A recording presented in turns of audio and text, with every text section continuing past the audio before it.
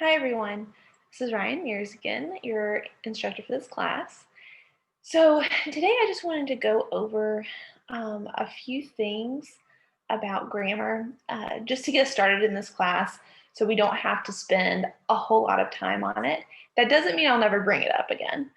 Once I start reading your getting to know you essays and your first major documents, I might find that we need to cover grammar as a class a little bit more, grammar and structure and style. But um, if I feel like maybe it's just a few people, I might just talk to them individually about it. Always look in your feedback. I will give grammar advice, in my feedback on your major and practice documents. But I thought it would just be a good thing for you to be able to refer back to this lecture, this PowerPoint, and I'm going to give you the page numbers in the book that you can always refer to.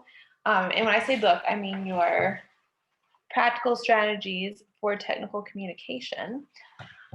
Okay, so let's get started.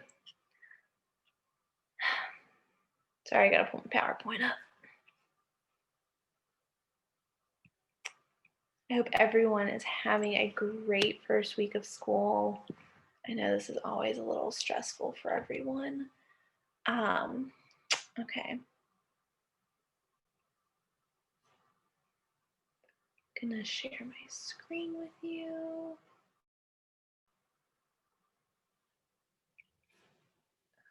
Okay. So grammar, structure, and style overview. What we're going to cover today are sentence fragments, comma splices, run-on sentences, tenses, and passive versus active voice. Oh, and the people first approach. You probably have heard some of these things before, and this is truly meant to be just an overview. So if you want me to go more in depth on some things, please just reach out to me and I can record another video for just you, or I can talk it out with you via email or on the phone or FaceTime or Zoom or Google Duo. All these wonderful new apps I'm discovering due to this new world that we live in. Okay, so let's start with sentence fragments. So a sentence fragment is just simply an incomplete sentence. And if you turn to page 117 in your book, this is where you can find some of this information. And I'm also giving you the page numbers because I'm giving you examples straight out of the book.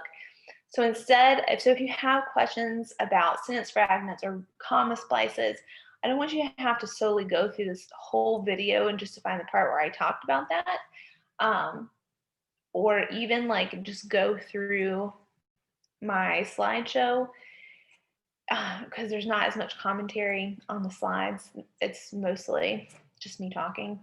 So I want you to be able to find the place in the book where I'm getting this information from. Okay, so this is on page 117 in your book. Sentence fragment is an incomplete sentence. That's all. It occurs when a sentence is missing either a verb or a subject. So let me give you some examples. The pressure loss caused by a worn gasket. Okay, we are missing two things. Each sentence needs to have a subject and an object. I bet you thought I was going to say verb. But that's not the case. It's a subject and an object. So something that is doing something, and that's a very inaccurate way to describe that. I'm sorry, not inaccurate, vague. Okay, you need to have a doer and you need to have the thing that's being done in the sentence, okay? You need to make it an independent clause. So an independent clause is basically a complete sentence. Like it makes sense on its own. What we have here, the pressure loss caused by a worn gasket, is a dependent clause. It doesn't make sense. What caused the pressure loss by a worn gasket? What are we talking about? What does this mean? The pressure loss caused by a worn gasket? What? Okay, so what we need to do is we need to put an object in here. Okay, our subject is the pressure loss caused by a worn gasket. What's the next part of the sentence? We can say, there's always several ways you can fix something. There's not always just one way you can fix something. So we could say the pressure loss was, blah, the pressure loss was caused by a worn gasket. So what we're doing in here is we are adding an object by just adding one word in here, right? We're adding was. The pressure loss was caused by a worn gasket. Okay, we have our verb making this the object of our sentence. Okay, or we could say, we identified the pressure loss caused by a worn gasket. So what we did was actually made our sentence fragment the object of a sentence. So what are we saying about this pressure loss caused by a worn gasket? Well, we are saying that we identified it. We identified the pressure loss caused by a worn gasket. Here's how you're going to catch this, okay? When you're rereading your paper, I highly, highly suggest that you read it out loud. And I know that sounds silly, but it is so helpful because our minds autocorrect for us. So if we're just reading it to ourselves and skimming, our brains are so much more likely to just correct the thing that is wrong in our sentence than if we're reading out loud and we physically have to confront whatever is wrong in our paper, whatever is grammatically or stylistically wrong.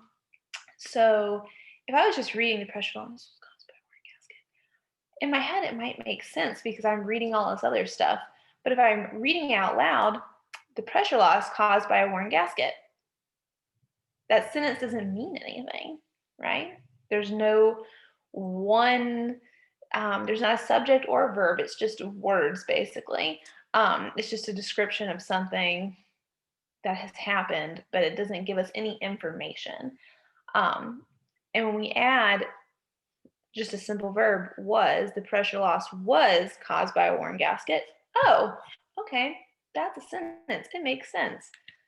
Or we identified the pressure loss caused by a worn gasket. We have added a subject in there, and a subject and a verb. And we have given the sentence meaning, or we've given that dependent clause meaning, which makes it an independent clause. Okay, let's try the next one. A plotting program with clipboard plotting, 3D animation, and FFTs. Okay, that's a description of a plotting program, but it doesn't give me any real, like what context is this being used in? What are we saying about this plotting program? Is it good? Is it bad? So what we're gonna have to do is add some stuff to it. So what we can do is say, simply, it is a plotting program with clipboard plotting, 3D animation, and FFTs. It all depends, the context of your sentence, the context of your paragraph, sorry.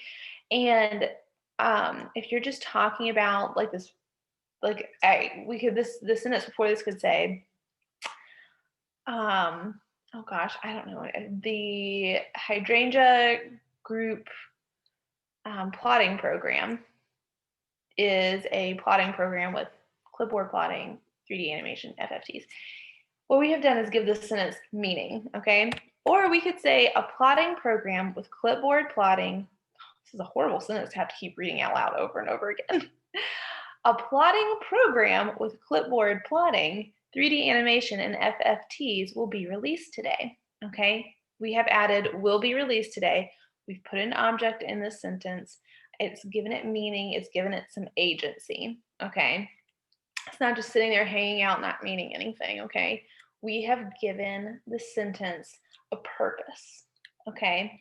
What is its purpose? It's telling us when this plotting program will be released, or it's telling us what the plotting program is. Okay, we're gonna come back to these sentences later for a different reason, okay? But if you wanna look these sentences up in more explanation of how they were changed, you can look on page 117. Okay, comma splices. How am I looking on time here? I have no idea. I see no clocks anywhere. Okay. Comma splices are page 118. Okay. Comma splice is one of those things that people are like, what the heck is a comma splice? Comma is just, it means you have too many commas. We're going to talk about commas for just a little bit because I feel like those are the things that trip people up the most. And that's what we think of when we think of grammar, like where the heck do I put a comma? Okay. So a comma splice, if we look on page 118, it says a comma splice is an error that occurs when two independent clauses are joined or spliced together by a comma. Okay, I might be dating myself here, but if you have ever heard of Schoolhouse Rock, there was a very catchy song called Conjunction Junction, What's Your Function? Okay, so when two independent clauses, so what does that mean? Complete sentences. When two complete sentences are joined together by a comma, we need a conjunction. What are conjunctions? And, or, nor, but, for, so, or, yet. Those are all conjunctions. So when you are joining two, when you're making a compound sentence, you need to make sure that you're not just throwing them together with a comma. You need to have a comma and a conjunction, or I'm going to show you some other ways. So here's our example. The 909 printer is our most popular model. It offers, oh, let me put that up here. It offers an unequal blend of power and versatility. Okay, we have a comma here. Now, if I just covered up this part of the sentence, which I can't do, let's just say I have the 909 printer is our most popular model, period. That's a complete sentence. It offers an unequaled blend of power and versatility. That's a complete sentence too by itself. So I know that I have two independent clauses here. So I either have to, A, join them with a conjunction. The 909 printer is our most popular model, comma, for it offers an unequal blend of power and versatility. Or the 909 printer is our most popular model, semicolon. This is what the dot comma is. It offers an unequal blend of power and versatility. I personally very much like the semicolon. I don't care what you use, as long as you're not having a comma splice. But I find that I use the semicolon a lot just because I think stylistically it works better for me. So I don't have to have any conjunction. Remember, conjunctions only go with a comma. If you use a semicolon, you're just basically replacing the comma. You don't have to use a semicolon and a conjunction. Okay? If you are having a hard time remember that, please go look up Conjunction Junction, What's Your Function by Schoolhouse Rock. You will not be disappointed. And the last way you could fix this is the 909 printer is our most popular model, period. It offers an unequal blend of power and versatility, period, by simply making them two different sentences. Okay? Okay, I feel like that's pretty explanatory. Let's talk about run-on sentences. So also on page 118, this is the opposite problem. You have not too many commas or commas in the wrong place. You have no commas, and you need one. So let's look at our same sentence. Oh gosh, okay. Of course, this is not right. So let me stop sharing my screen real quick so I can fix this for you. Okay. There we go. Boom, fixed. Okay. Sorry, now I have to share my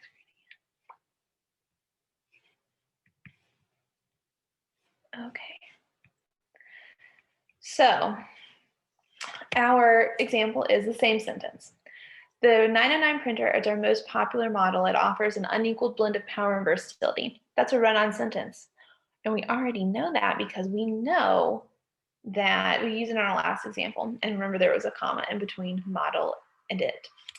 So how do we fix this? Well, my friends, in the exact same way that you would fix a comma splice, we add a comma and a conjunction. We add a semicolon, or we simply make it two different sentences. So you may be wondering to yourself, how the heck do I use a comma if I can't use it too much or I can't not use one at all? When do I use a comma? Well, there are a couple cases where you use a comma, okay? And with APA standards, it's a little bit different than MLA because MLA changes a lot. But you're going to use one with a conjunction if you're separating two sentences, or, and this is where I think a lot of people get tripped up, you use it during natural pauses. And like, that's just an easy rule of thumb to go by. I mean, there are like other, like you have a preposition coming up or blah, blah, blah, blah, blah, blah. But for a good way for you to remember, it's a natural pause. Now, this is where people get a little confused because just like I'm just doing, they confuse natural pause with stylistic pause. Okay, a natural pause is where you are going to pause, where everyone would pause in a sentence. Like, I went to the grocery store and I bought bread, eggs, and milk. Okay, we have a few pauses in there. Okay, let me write this down for you on my handy dandy whiteboard. Okay, I went to the store and I bought bread, milk, and eggs. Obviously, there's like a snowstorm coming or something. So I have I have three commas in here. I have a comma and a conjunction because I went to the store is an independent clause. I bought bread, milk, and eggs is another independent clause. So I have my comma conjunction. And then in a list, I bought bread, pause, milk, pause, and eggs. Here's where people get tripped up. Those are natural pauses. Okay, like when I am talking, I naturally pause when I say that. And just about any person in the world who is going to say a sentence like this is going to pause because it is natural. I went to the store and I bought bread, milk, and eggs. Okay. Stylistic pause is what I have been doing most of this conversation, where you pause for stylistic purposes, for emphasis. Okay. So let's say I say the same sentence. I went to the store and I bought bread, milk, and eggs.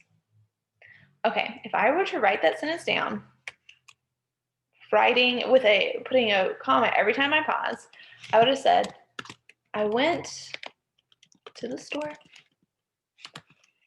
and I bought bread, milk, and eggs.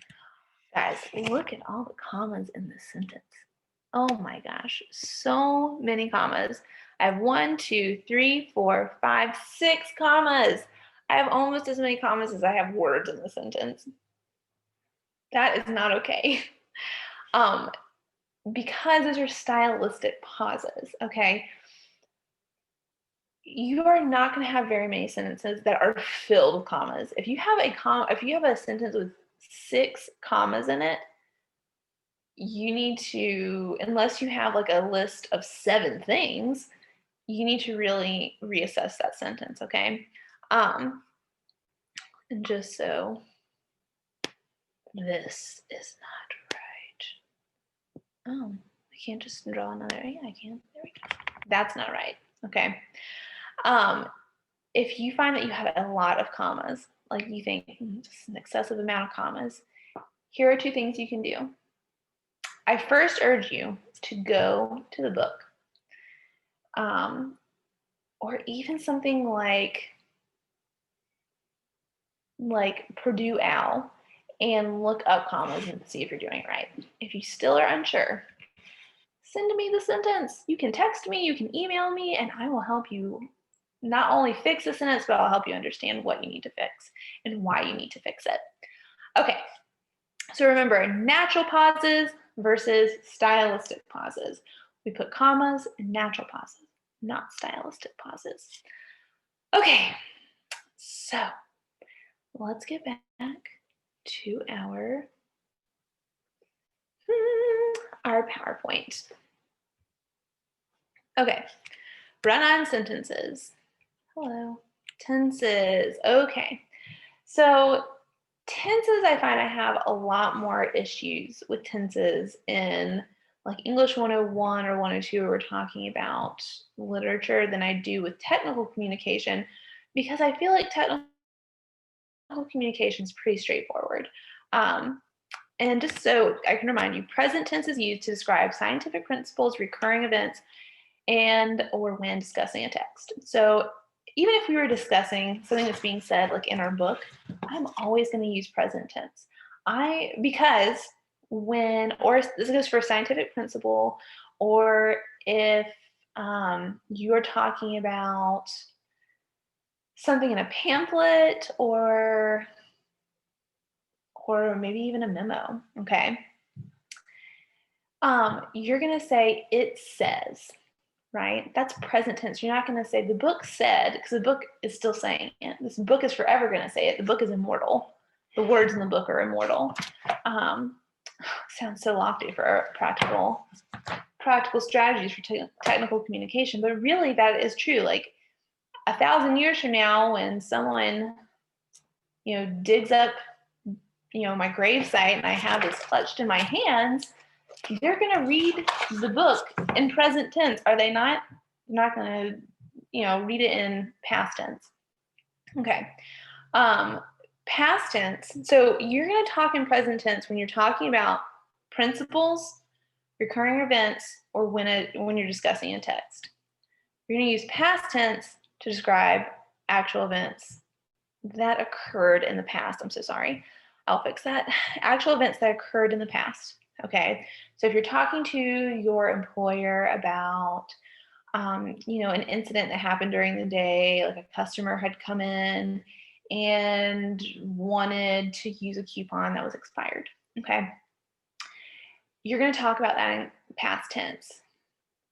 However, if you're talking about the employee handbook that says there are no instances where you can use an expired coupon, you're going to talk about what's in the book in the present tense, okay? Let me give you an example. So let's pretend this is a scenario. I'm talking to my employer. Well, the customer came in at around 11:05 a.m. She was asking to use this coupon for 50% off, but it expired 2 weeks ago. And she was very insistent on continuing to use this expired coupon.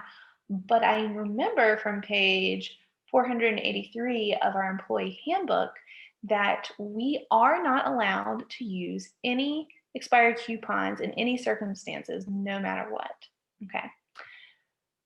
So I'm telling my boss about this actual event that happened in the past. And why I say actual event is because it gets confusing when you think of like reading about historical fiction, or if you're talking about like an actual event that happened in the past tense. But when you start talking about something in a handbook or something from a text or some kind of principle that is always true and always happening in the present, you're going to use present tense. Okay. Passive versus active voice. Now, this is very important stylistically for your writing. One thing about technical communication is that, and that might be a departure from, it is a departure from 101 and 102 or your high school English classes where you were talking about literature and analyzing stories, is that in technical communication, we are striving to be concise. concise and to the point. We're not going to use a lot of flowery language. And actually, if you look on, now I've lost it, sorry. If you look on page,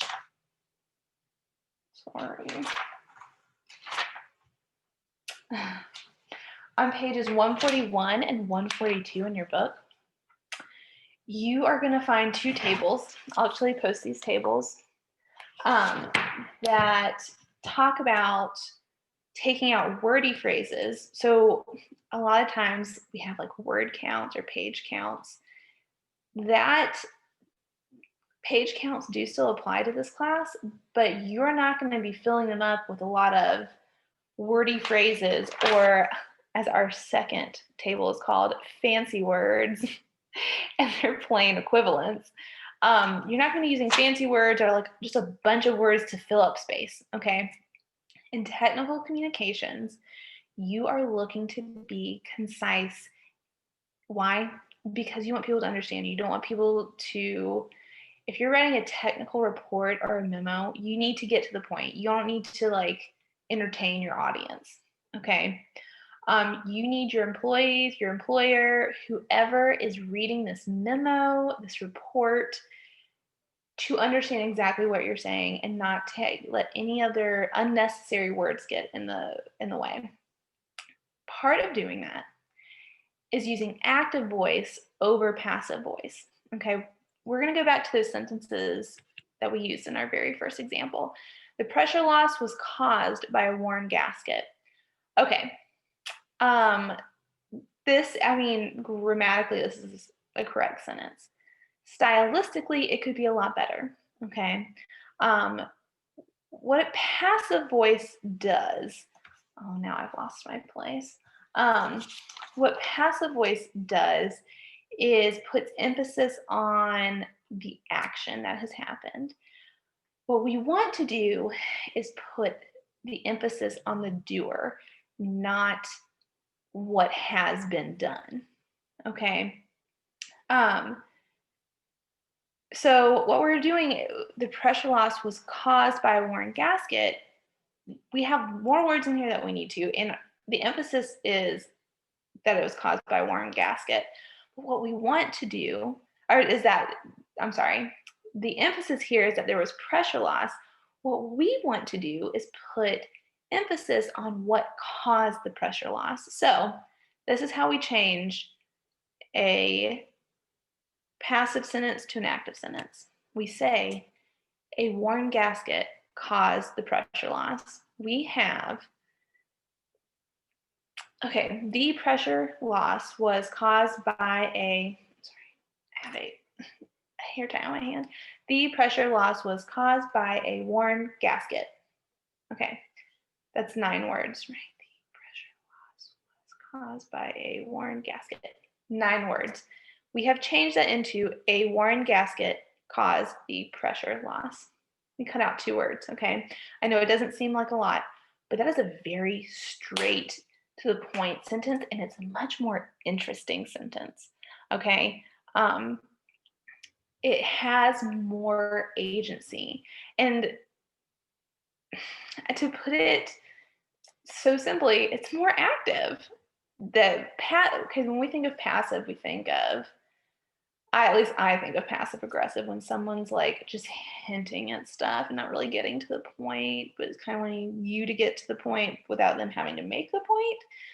So when you actively tell somebody, well, this is what happened, or your actions made this happen, okay, that is active. Okay, we are making the sentence active by taking the doer of the sentence, which is a worn gasket, and simply saying it caused the pressure loss. Okay, we are making, we're putting emphasis on the doer. Let me go to the next one. Or, oh gosh, this sentence again. A plotting program with clipboard plotting, 3D animation, and FFTs will be released today. Other than being just a horribly wordy sentence that I hate repeating at this point, It is passive, okay? What we are putting the emphasis on is we're putting emphasis on the program, which is great. But what we really want to get out, not so much, all about this plotting program, we want to put emphasis on what's happening with this program today. So we will say, our company released a plotting program with clipboard plotting, 3D animation, and FFTs today. So we just took out, I think we actually have the same amount of words, but it is a more active sentence, a more interesting sentence. Instead of having the past, oh gosh, what is this? The past perfect tense of will be released. We have just one concise verb in there, released. We have one concise, instead of was caused, we have one concise verb, caused. Okay, so active versus passive. And our last little bit is from page 145, the using the first person, or the people first approach. Okay, so this is straight from your book on page 145. We are going to be writing about professional organizations for our first major document. And some of you may be talking about organizations that have to do with disabilities, or if you're writing in any capacity in a business, accessibility is, rightfully so, has become a very big deal because things need to be accessible for everyone, okay? And as we are finally coming to that realization as a society, we are talking about it more, but we also need to realize that there is a way to talk about disability and communities. Okay, so in our book it says, when writing about people with disabilities, follow these 5 guidelines, which are based on SNOW, which is a source that this, I can find it for you, but I'm not going to waste time on that right now. Refer to the person first, the disability second. So write people with cognitive impairments, not the cognitively impaired. I'll tell you why. Because people don't want to be identified by one aspect of their life. Anybody. Like, I don't want people to just say, oh, she is a cupcake eater. I'm a person who eats cupcakes a lot, because it's just one part of who I am. And much like a person with a disability, that is just one part of what makes them the person that they are. So they don't want to be identified by this one part of who they are, okay? Don't confuse handicap with disability. Disability refers to the impairment or condition. Handicap refers to the interaction between the person and his or her environment. A person can have a disability without being handicapped, okay? So we don't use the word handicap when we're talking about a disability, okay? Yeah, okay. Don't refer to victimization, right? A person with AIDS, not an AIDS victim or an AIDS sufferer. Okay, there are a lot of different diseases, and trying to think of a good way to put this, and I can't think of one. But if I'm talking about a person who has hearing impairment, okay, I'm not going to say someone who suffers from hearing impairment, okay, because that person has more than likely learned to live a very productive life and isn't suffering, doesn't feel like they're suffering. It's not a victimization thing. And you don't really ever want to victimize people, okay? So instead of saying, if you find that you're saying victim or suffering, think of a different way to say that. A person with hearing impairment, with vision impairment. Don't refer to a wheelchair, a person as wheelchair bound or confined to a wheelchair. People who use wheelchairs to get around are not confined. It's simply semantics there. Like they're not confined to a wheelchair because they can go so many places, but this goes with our accessibility thing. So we don't say wheelchair bound or confined to a wheelchair. People who use wheelchairs. Don't refer to people with disabilities as abnormal. They are atypical, not abnormal. Abnormal has a very negative connotation to it. And we, as I have said in our welcome video, we do not use language in this class. And I would hope in life, but I only have control in this class. Language that is going to make someone feel less than. And abnormal is a word when used to talk about somebody is simply not kind. And so we say atypical, or you don't have to say that at all. What is normal for you is not normal for everybody else. So I just thought this was a very important thing, since I know that we probably will be some of you will be talking about organizations that have to do with disability or disability communities. So I thought that was a very good thing for us to have a little conversation about. So that is it. If you have any questions, please let me know. That's going to be it for video lectures for week 1. You have Getting to Know You Dropbox and your first discussion post due this week. Okay, I will talk to you guys later. Bye.